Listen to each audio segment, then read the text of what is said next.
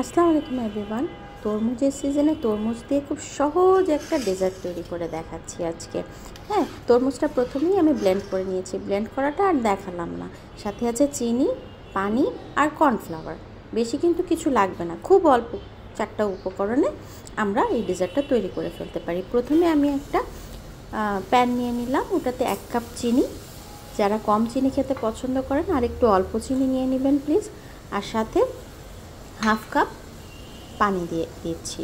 Half cup পানি দিয়ে আমি এটার একটা সিরাপ তৈরি করে নিচ্ছি। ক্যারামেল কিন্তু করবো না, লাল করা যাবে না কিন্তু।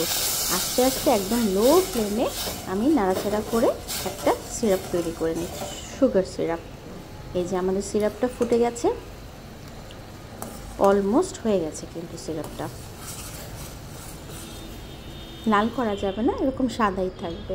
ঠিক আছে, ওটা সাইডে রেখে আমি আরেকটা কড়াই নিয়ে নিচ্ছি। কড়াইতে কর্নফ্লাওয়ার দিয়ে দিচ্ছি। কর্নফ্লাওয়ারটা ঠিক 2 টেবিল স্পুন হবে। 2 টেবিল স্পুন কর্নফ্লাওয়ারে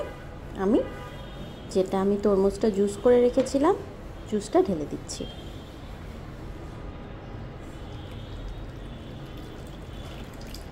ঢালা হয়ে গেলে এখন আমি লো ফ্লেমে এটাকে নাড়াচাড়া করতে থাকবো। আস্তে আস্তে কিন্তু এটা ঘন হয়ে আসবে, যেহেতু কর্নফ্লাওয়ার দিয়েছি। রঙটা কিন্তু খুব সুন্দর দেখাচ্ছে। এই যে ঘন হয়ে আসতে শুরু করেছে, আস্তে আস্তে ঘন হয়ে যাবে। এই যে ঘন হয়ে এই প্রপোর্শনে এসে গেছে। হ্যাঁ, এই ঘনত্বটা ঠিক এরকম হয়ে গেছে। যখন বুঝে যাবেন যে ঘন হয়ে গেছে, তখন ওই ঘন ইয়েটার মধ্যে আমরা সুগার সিরাপ যেটা করে রেখেছিলাম, সুগার সিরাপটা আমরা এটার মধ্যে অ্যাড করে দেবো। অ্যাড করে আর একটু নাড়াচাড়া করতে থাকবো, ভালো মতো মিশিয়ে নেব। যে ফুটে আসছে, সুগার সিরাপটা দিয়ে আমরা আরও কিছুক্ষণ চুলায় রাখবো, আমরা ফুটিয়ে নেব। ভালো মতো মিক্সড হতে হবে। এটা কিন্তু খুব টেস্টি, খুব অল্প উপকরণ এবং খুব সহজেই আমরা এটা তৈরি করে ফেলতে পারি।